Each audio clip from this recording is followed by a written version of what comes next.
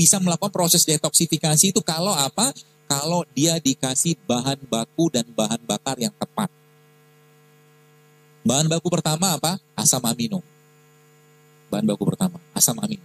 Dari mana kita bisa dapatkan asam amino itu? Manusia Allah ciptakan dari apa? Tanah.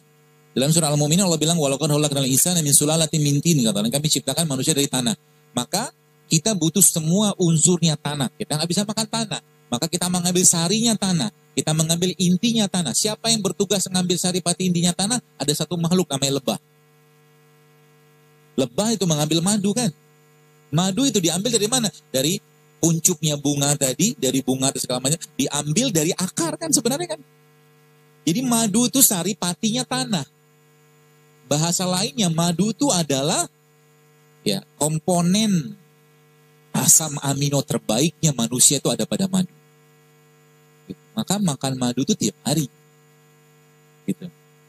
Yang pertama asam. Yang kedua apa? Indonesia negeri tropis. Allah menciptakan di sini satu air yang sangat steril, yang isinya isotonik air tadi, ya. Isotonik itu maksudnya sama tonisitasnya dengan cairan tubuh kita.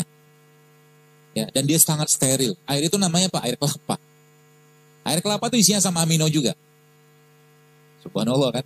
Jadi kalau kita udah ngerti Indonesia ini berlimpahnya luar biasa, subhanallah. Saya katakan, kadang-kadang kalau kita yang Bapak Ibu sempat Allah kasih rezeki luar negeri, bingung. Saya tuh pernah ke Jepang. Di Jepang tuh punya duit tapi nggak bisa makan. Ini babi, itu babi, semua babi.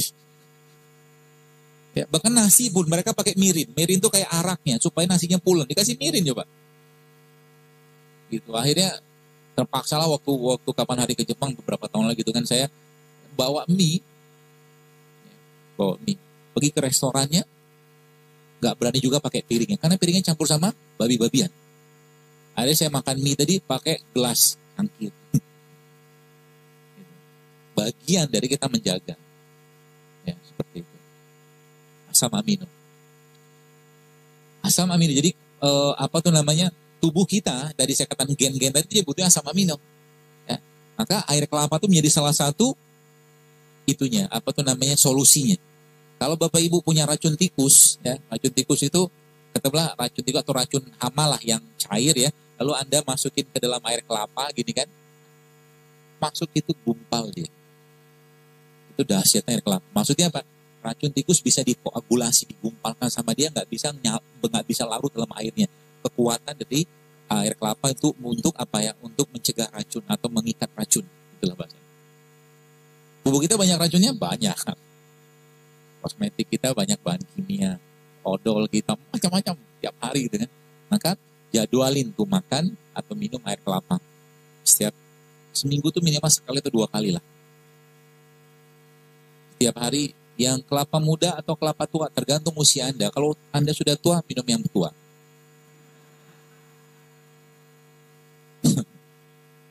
Beda, ini bukan bercanda, beneran. Karena kelapa tua sama kelapa muda beda kandungan nutriennya. Beda. Jadi kalau orang-orang dengan 50 tahun ke atas gitu kan, dia nggak butuh air kelapa yang detox, dia butuh nutrien-nutrien atau makronutriennya aja, kata guru saya gitu. Karena dia peneliti juga. Nah, termasuk orang-orang tua kayak begitu, air kelapanya diminum, santannya diminum. Santan itu sehat, asal jangan dipanaskan. Sehat. Maka ada namanya satu resep di daerah di pengobatan Ayurveda itu namanya Golden Turmeric Latte. Golden Turmeric Latte.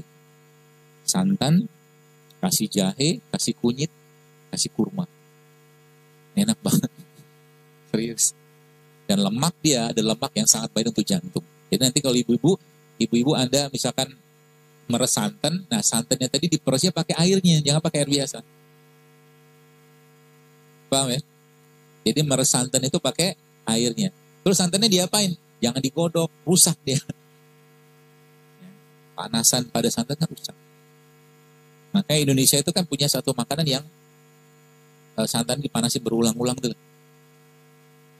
Ada daging dikasih santan, panasin. Namanya apa? Bukan Pak Iban. Namanya rendang kan?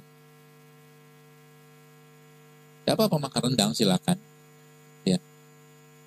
Rendang itu diakuin sama CNN apa kalau nggak salah sebagai makanan paling enak di dunia coba, Masya Allah. Emang enak sih. Kenapa enak? Karena santan dipanasin berulang-ulang. Semua dipanasin berulang-ulang pasti enak. Coba Anda bikin sambal pakai minyak jelantah. Enak kan? Padahal kalau saya punya sambal sendiri. Bawang putih, kasih cabai rawit, kasih kurma, kasih garam. Waduh, Masya Allah. Enak minta ampun. Sambal kurma bahasanya. Karena saya nggak pakai gula kan. Pemanis kita tuh kurma. Nanti cobain ya.